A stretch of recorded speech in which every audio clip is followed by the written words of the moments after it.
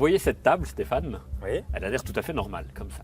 Et pourtant, il s'exerce une pression absolument folle dessus parce que vous avez au-dessus de cette table une colonne d'air sur des kilomètres qui vient appuyer sur la table, au point qu'on a une pression de l'ordre de 1 kg par centimètre carré.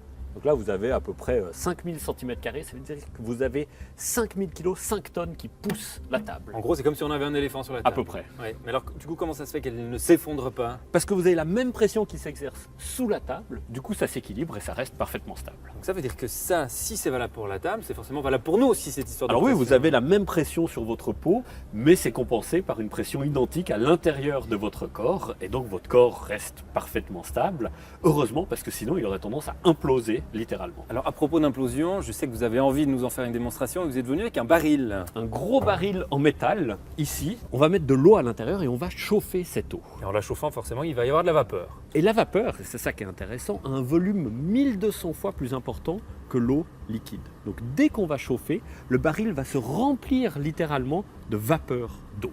On va fermer le baril, on aura de la vapeur très chaude dedans, et on va le refroidir d'un coup. La vapeur va se condenser, redevenir au liquide, ce qui va créer une différence de pression entre l'intérieur et l'extérieur du baril, et là vous allez voir ce qui se passe.